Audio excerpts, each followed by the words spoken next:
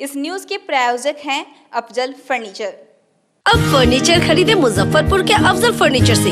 यहाँ मिलेंगे फर्नीचर के विशाल रेंज, वो भी होलसेल प्राइस में और लाइफ टाइम गारंटी के साथ। तो देर मत कीजिए, तुरंत पहुँचिए अफजल फर्नीचर और लकड़ी और प्लाई के किसी भी तरह के फर्नीचर की करें खरीदारी। विशेष जानकारी के लिए डायल करें 9931485437 पर।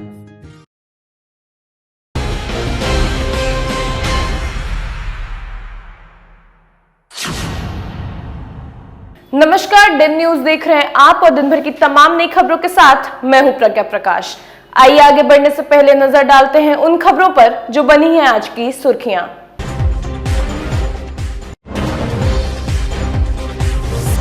कन्हौली के घर में जबरदस्त विस्फोट, झुलसा दादी और पोता, पोते की हालत गंभीर। पुलिस आपराधिक संलिप्तता पर भी कर रही है जांच पड़ताल।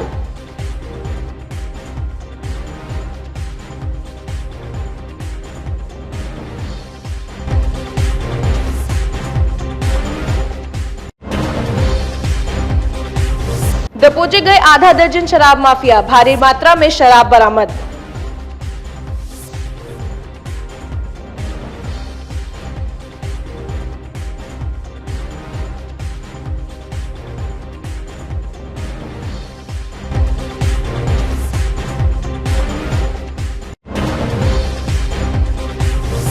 और दिल्ली की सड़कों पर उपद्रव के लिए कांग्रेस के राष्ट्रीय नेता ने बीजेपी को ठहराया जिम्मेवार। कहा, अपने गुंडों से किसान आंदोलन को बदनाम करने की रची साजिश।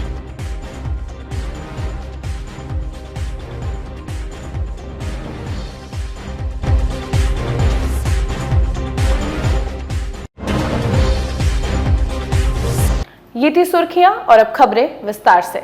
26 जनवरी की सुबह कन्हौली के 52 बीघा रोड नंबर 20 के घर में अचानक हुए जबरदस्त धमाके में गृह स्वामी संतोष पांडे का 25 वर्षीय पुत्र अंकित कुमार गंभीर रूप से झुलस गया।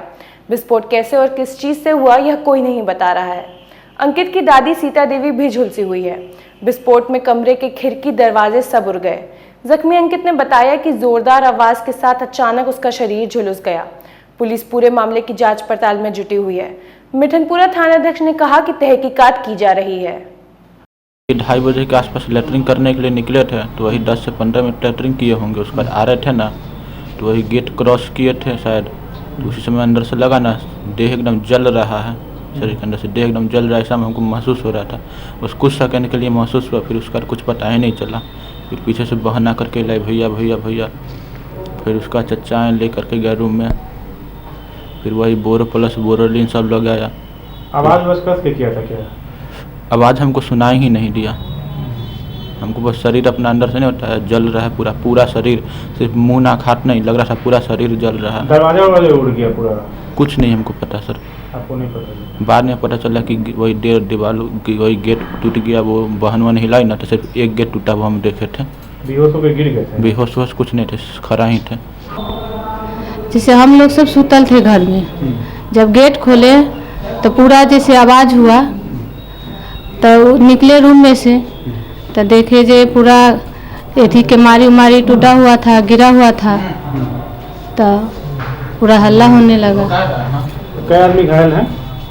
ऐसे एक बेटा है, हाँ ज़्यादा जल गया है, और सास है उसे थोड़ा सुनी जल गया है, यहाँ पर ही बाल जल गया है। 52 बीघा में सूचना मिली थी कि एक घर के अंदर से आवाज़ हुई है, उसमें हम लोग जांच में छूट गए थे। बाहरी कहीं से कोई प्रवेश या बाहरी कोई चीज नहीं है, ये आपराधिक मामला नहीं है। अंदर में किस प्रकार का हुआ है कि जिस लड़का को बताया गया कि उसके शरीर में जलन आ रहा था, वो अभी बयान नहीं दिया है। अगर बयान के क्रम में, जांच के क्रम में अगर कोई बात आपराधिक मामला आती है तो उसी पर विधि सम्मत करवाई। अहियापुर पुलिस ने बुधवार को पटियासा गांव में छापेमारी कर न सिर्फ सैकड़ों लीटर शराब जब्त कर लिया, बल्कि अंतर्राज्यीय गिरोह के 7 सदस्यों को भी दबोच लिया। पटियासा में की गई छापेमारी में रुई लदे एक ट्रक से 200 कार्टन शराब बरामद हुआ। मौके से एक बाइक और 2 कार को भी जब्त कर लिया गया है। छापेमारी में जगन्नाथपुर के रोशन कुमार, फतेहपुर के अर्जुन कुमार, मिठनपुरा के अजय कुमार, हरपुर बखरी के राजकुमार और मकसूदपुर निवासी अजय कुमार को दबोच लिया गया।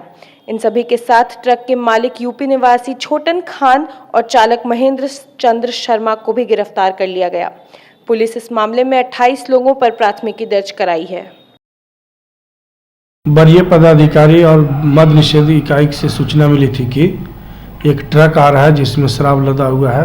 ट्रक के ऊपर रुई रखा हुआ है, जिससे हम लोग घेराबंदी करके पटियासा चौक पर पकड़े और उसको लाइजनिंग देने वाले 2 कार, जिसमें कुछ शराब माफिया लोग बैठे हुए थे, एक मोटरसाइकिल भी थी, जिसे सारा को घेर कर पकड़ा गया है। 7 की गिरफ्तारी की गई है।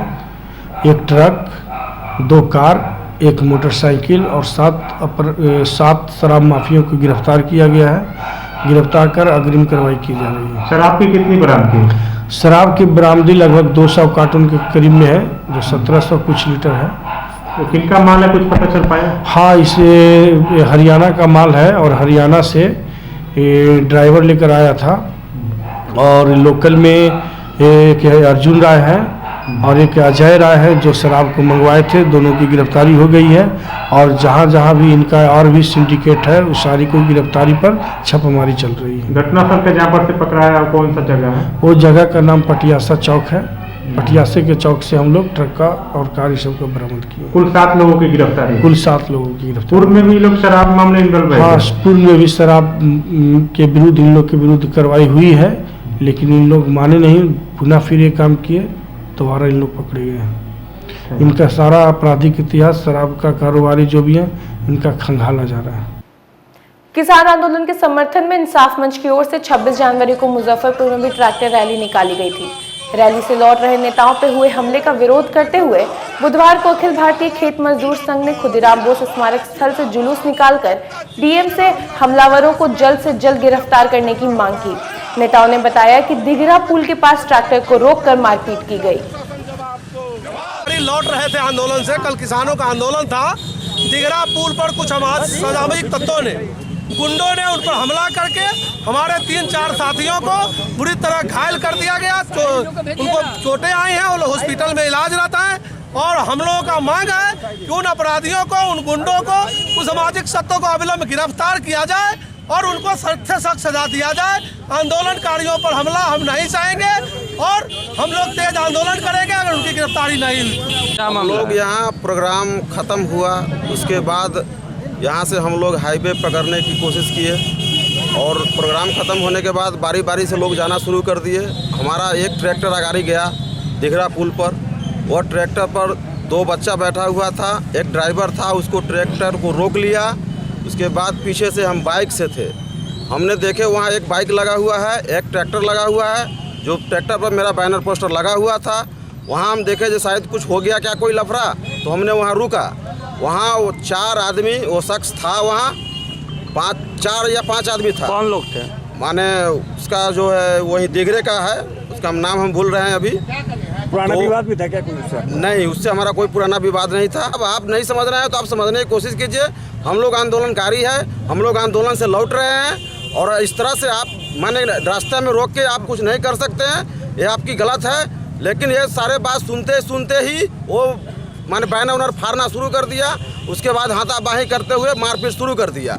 उसके बाद उसका धीरे धीरे आदमी और संख्या बढ़ गया और इस तरह से हम लोग को बुरी तरह से जो है जख्मी कर दिया। हम वेब सीरीज तांडव के वो सीन्स हटा दिए गए हैं जिन पर पूरे देश में बवाल मचा हुआ था, लेकिन मुश्किल अभी भी कम नहीं हुई है, विवाद बढ़ता जा रहा है। श्री राम सेना संगठन की ओर से बुधवार को मुजफ्फरपुर में विरोध प्रदर्शन करते हुए अभिनेता सैफ अली खान का पुतला फूंका गया। संगठन के सदस्यों ने वेब सीरीज तांडव पर तत्काल प्रतिबंध लगाने की मांग की।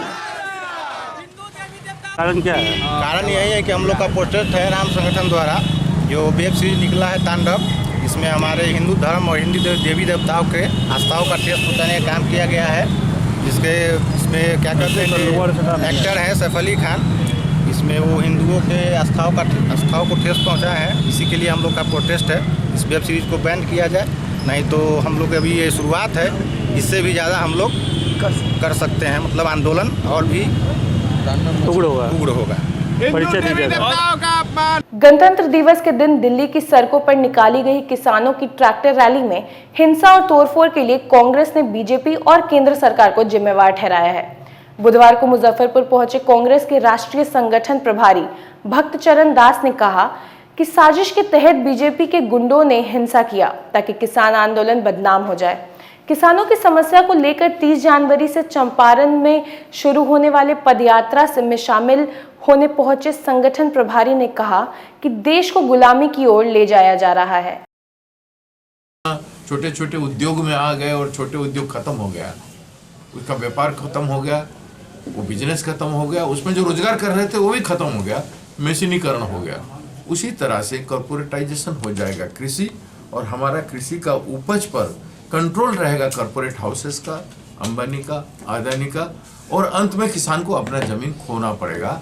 वो कॉर्पोरेट हाउस के पास देश की सब कुछ चला गया है, जैसे रेलवे जा रहा है, जैसे सारे पब्लिक अंडरटेकिंग जा रहा है, और जैसे जितना संस्थान भारत सरकार का बंद हो रहा है सब प्राइवेटकरण हो रहा है, जैसे बैंक बंद हो रहा है, उसी तरह से किसान का जमीन पर किसान का हक मालिकाना तो भी खत्म हो जाएगा। ये साजिश है, हिंसात्मक कलर देने के लिए ये सब रवैया सरकार से जुड़े हुए लोग किए हैं, बीजेपी से जुड़े हुए लोगों का ये साजिश है।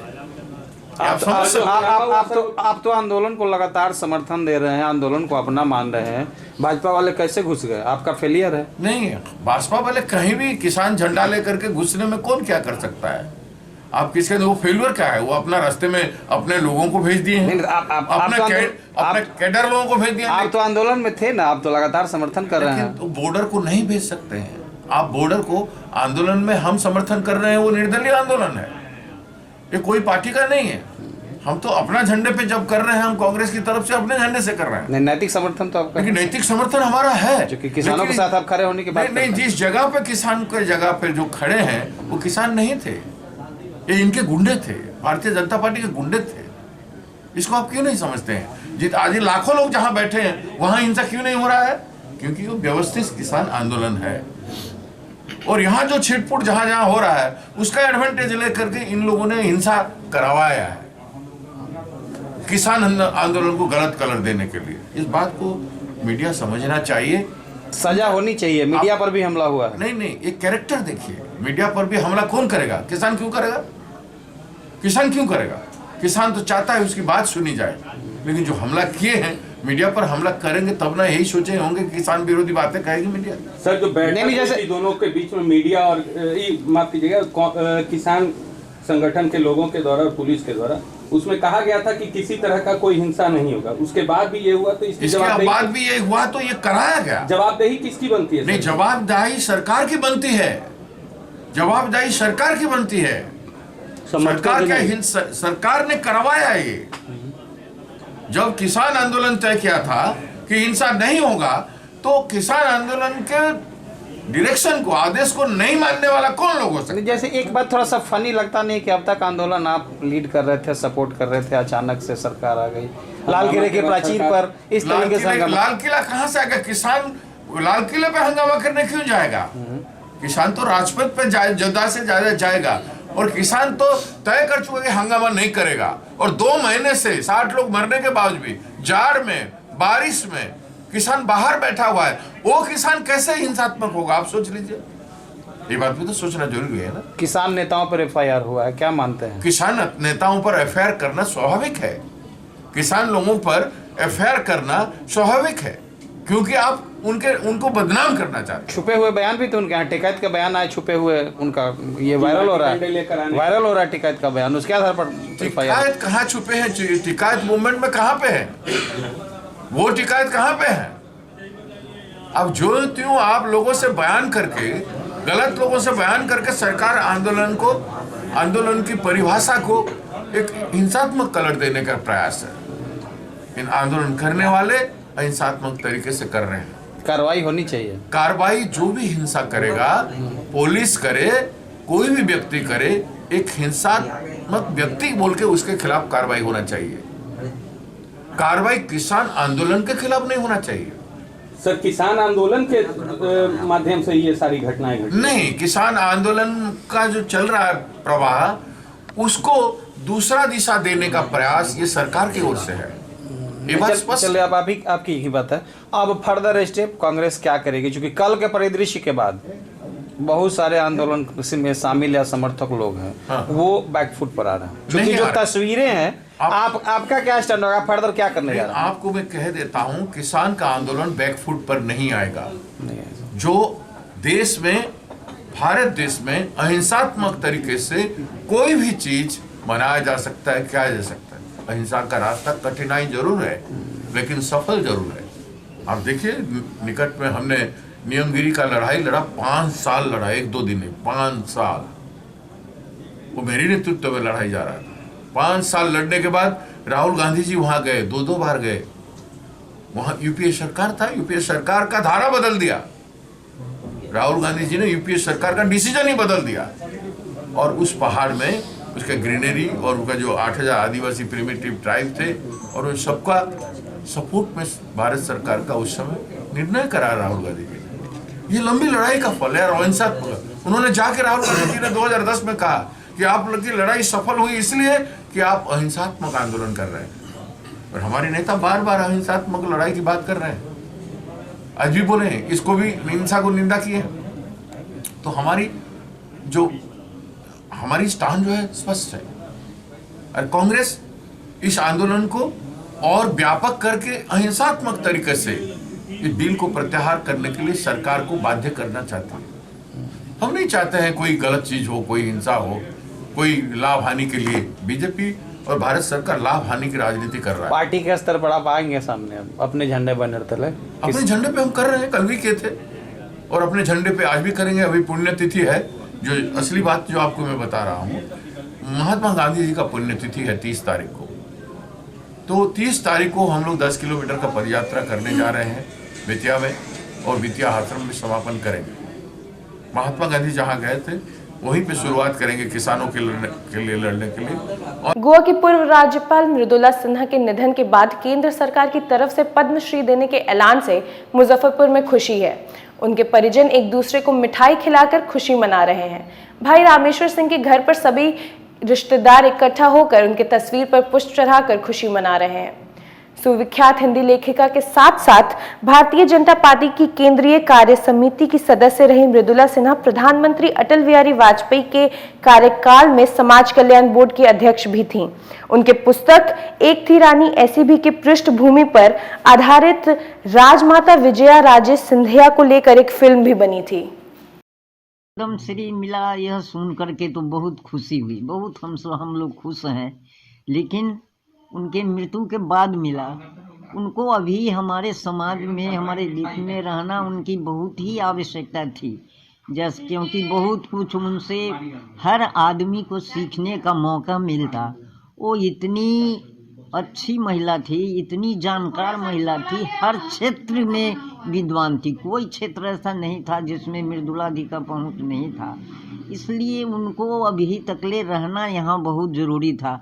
लेकिन आज पद्मश्री मिलने के बाद हम लोगों को खुशी तो बहुत है, लेकिन यह जीवित रहते हुए जो नहीं मिल पाया, हमारे बीच से चली गई, इसके लिए आज हम लोगों को तकलीफ बहुत होती है कि वह जिंदा रहती तो अभी भी बहुत कुछ जो है सो उनसे सीखा जा सकता था, और हर समाज को, हर लोगों को उनसे बहुत कुछ मिल सकता।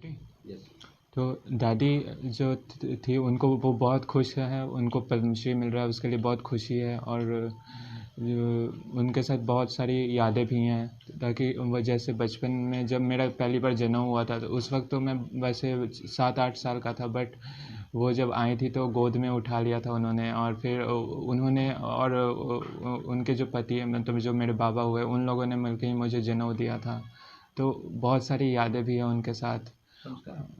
और फिर वो जैसे बिहार की संस्कृति वगैरह को बहुत ज़्यादा सम्मान देती हैं, तो उनसे बहुत कुछ सीखने को भी मिलता है। और हमारी ये कोशिश रहेगी कि हम भी उनको कुछ फॉलो कर सकें, और वो जो विचारधारा रखती थी उनके विचार। जब मैं ये सुनी कि उन्हें ये पद्मश्री से सम्मान किया जा रहा है, मुझे बहुत ही खुशी हुई और गर्व भी महसूस हुआ। और मैं भी चाहूँगी कि मैं उनकी तरह उनके जगह तक तो नहीं जा सकती, लेकिन हाँ, उनके जैसा उनकी तरह बन ज़रूर सकती हूँ।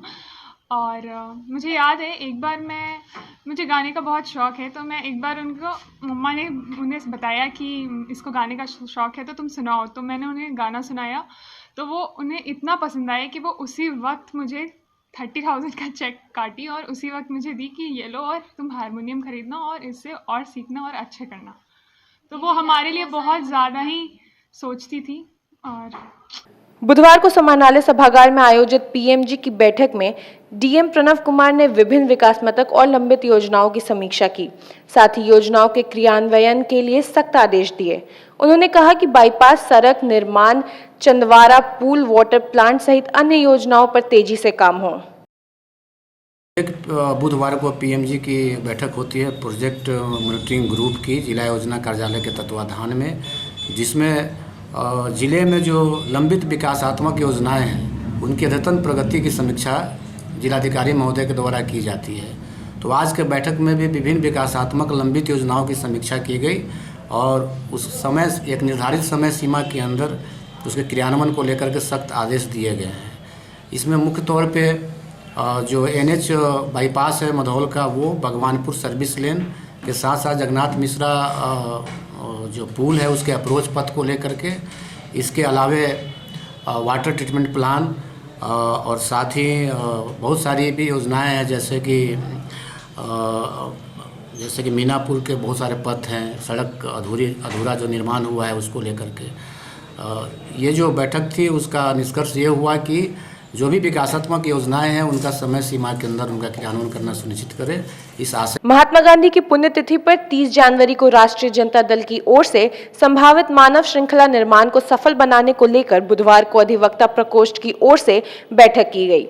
प्रकोष्ठ के जिला अध्यक्ष संतोष बसंत ने कहा कि नए कृषि कानून को वापस लेने तक राजद का भी आंदोलन जारी रहेगा।